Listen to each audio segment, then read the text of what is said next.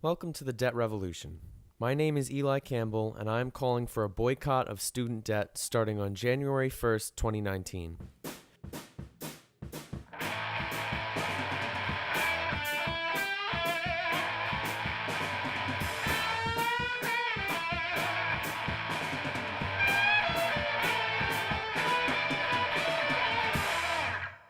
On this show, I will document my experiences of intentionally defaulting on my student loans, make the case for a student debt boycott, and provide updates on the student debt crisis.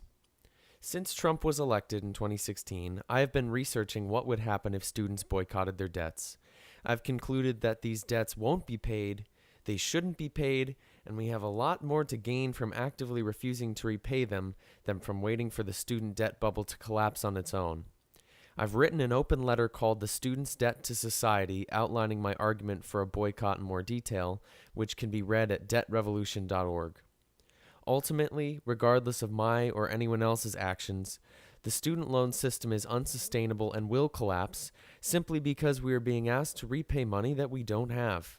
Student loans do provide opportunity for people who otherwise couldn't afford higher education, but it doesn't have to be like this.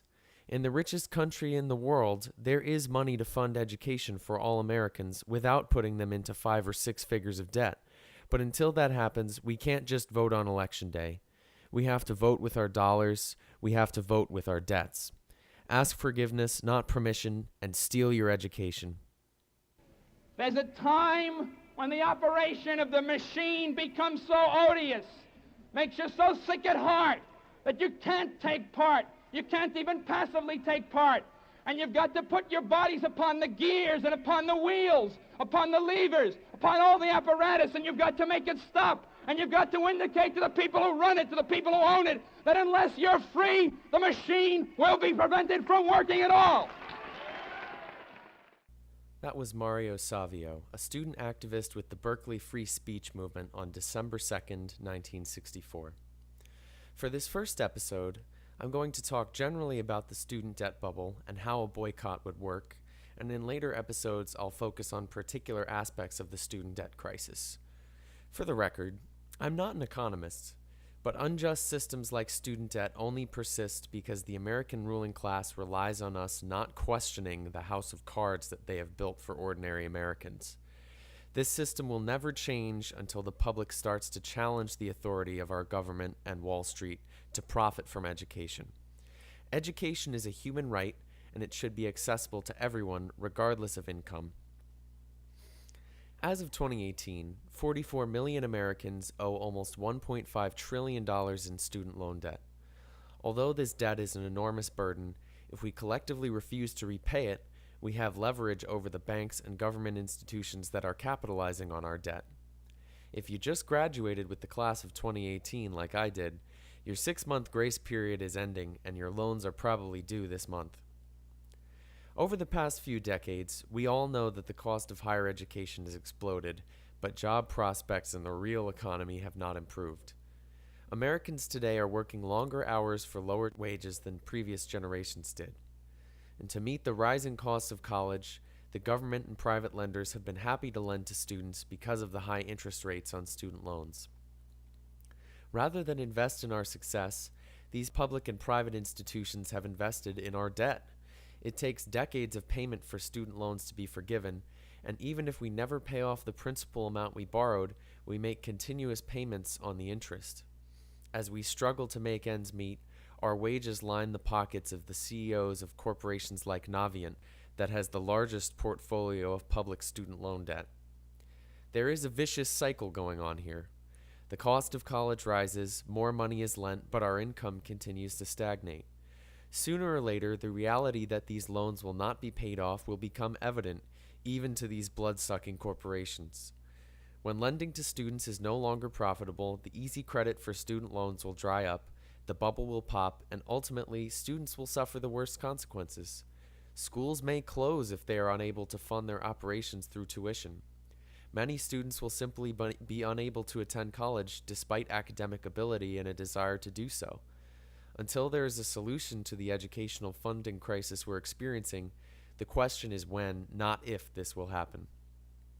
So what will boycotting our loans do? Why cause the bubble to implode sooner through our deliberate actions? The answer lies in an aspect of the student loan industry that is not often talked about: slabs. Student loan asset backed securities. I'll do a more in depth episode on slabs next week, but if you're curious, Google slabs, student loan asset backed securities, and you'll find some great articles on how student debt is turned into a financial instrument by companies like Navient and gambled on Wall Street. The short explanation to that question is if we collectively default on our debts and trigger the student loan bubble popping, all those slabs will become worthless, and investors and institutions on Wall Street who are holding those slabs may find themselves in a state of default on their debts. And if you know anything about how the 2007 financial crisis happened, you'll see the similarity between how Wall Street was gambling with mortgage debts and what slabs are to student loans. We have tremendous power if we choose to use it strategically.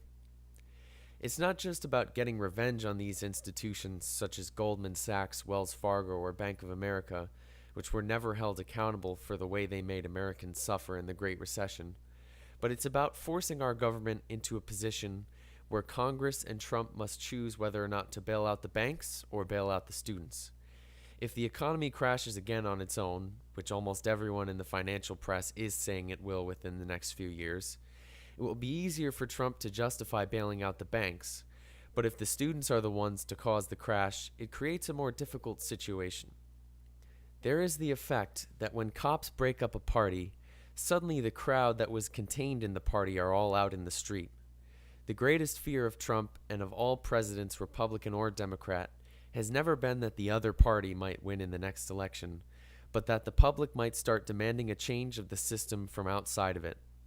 This is why the Obama administration went to such great lengths to suppress Occupy Wall Street, despite his campaigning as a reformer and a champion of the people. If Trump tries to bail out the banks, which he almost certainly will, he will face similar popular opposition, likely even from people who voted for him or supported him. Yes, it sounds crazy. Collectively boycott our loans, crash the economy, and protest in the streets until our debts are forgiven and education is funded. But we all know how dangerous the circumstances we're in today are. I just looked into my options for paying back my loans, and under an income-based repayment plan, I would pay around twice as much as I borrowed over 230 months. Never mind the fact that the UN IPCC report on climate change asserts that we have only 120 months to prevent the worst effects of climate catastrophe. I'm a lot more worried about that than I am about my credit score. Again, please visit debtrevolution.org for more explanation of the boycott. We need to take radical action now. Since I started my research 2 years ago, the evidence that Americans are ready to boycott their debts has only grown. Reuters reported just this past week that serious student loan delinquencies, which is failing to make payment for over 90 days, have risen sharply in the last quarter. This jump accounts for the largest increase in overall debt delinquencies in 7 years. Surely this is a trend that won't reverse without intervention to change the conditions that have led us to this point, and the goal of the student debt boycott is to get those numbers up.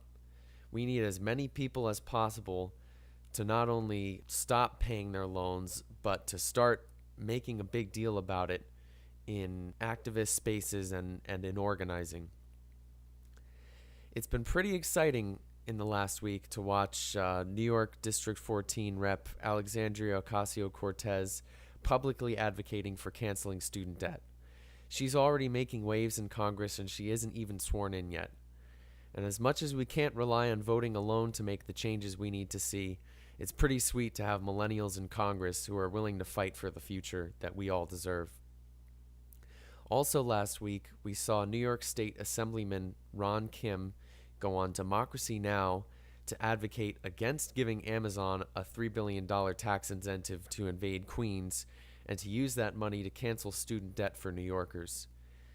I think this is a fantastic idea, and while the $3 billion in question would not solve the student debt crisis in New York by itself, I think New Yorkers owe something like $85 billion in student debt.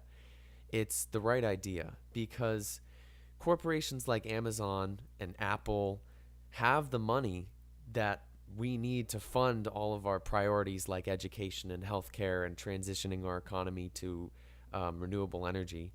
But they're basically not taxed the way that we are. They can avoid paying taxes because they have lawyers and corporate loopholes and all kinds of things. And Jeff Bezos is the richest man in the world, and our state government is trying to bend over backwards to give him $3 billion. It's ridiculous. And Ron Kim's idea to use that money for student debt cancellation is really what we need to see more of. Recently, I've also anecdotally noticed that people are talking on social media about how we shouldn't pay our debts. I mean, I've been following this for a while, pretty much since 2016, and just in recent months, I've noticed people are really talking about it all of a sudden. Every time there's an article about student debt that's being posted, people are saying, let's not pay them back. Everyone should just not pay them back. So it's really invigorating for me, having been trying to research this and advocate it for 2 years, that people all over the place are thinking the exact same way. And I think there are so many more people thinking this way than we even realize. And we've just got to, I think the biggest thing we can do right now is to change the conversation about student debt more than any specific policy initiative that we need to fight for or anything like that. We just need to get the conversation started in public, in the discourse. Student debt is certainly an issue that can't remain unaddressed forever. And I think it's really important that we reframe the discussion about student debt. Sure, anyone who signed up for loans has legally obligated themselves to repay that money, but that reduces the situation to its most basic truths and leaves out the bigger picture, which is that a few generations ago, fewer people were going to college, but nobody was taking on tens of thousands of dollars of debt to pay for it. It just wasn't happening. And the actions of the Clinton administration and the Bush administration and the Obama administration have all contributed to the problem, because instead of finding funding for education, they've put it off and allowed the lending programs to continue. In our lifetimes, and I'm 24 years old, and in my lifetime, our government has spent trillions of dollars on the war on terror since 9/11. I think it was 6 trillion is the number I've seen most recently. Our government spent something like $14 trillion bailing out the banks on Wall Street after they destroyed the economy in 2007. Trump, just in the past 2 years, has passed tax cuts along with Congress and approval from both parties, tax cuts that slashed $1.5 trillion off the taxes that wealthy people and corporations would have paid. And that money could have canceled all currently existing student debt in the United States. There's so many other things it could be used for too. It's not like that's the only thing. But clearly the problem isn't finding the money. It's our priorities that the American ruling class has decided on for us. They've invested in our indebtedness, and they're going to keep... Trump's administration is just a sign that they're going to continue digging further into this insane policy of cutting taxes for the rich while everyone else is suffering. And the student debt boycott is just a strategy to send them a message that we won't be pushed around anymore. It's time for revolution. We can't wait for 2020 to stop Trump. We have to take more radical actions now so that we are prepared for what is coming. In his final speech on April 3rd, 1968, Dr. Martin Luther King Jr. said, "Always anchor our external direct action with the power of economic withdrawal. If you are able to do so, stop paying your student loans on January 1st. If you already aren't paying them, keep up the good work. We have the power to make our vision for a better world and our demands for a better future heard. It's time for us to use that power." Thank you, and I'll see you next week.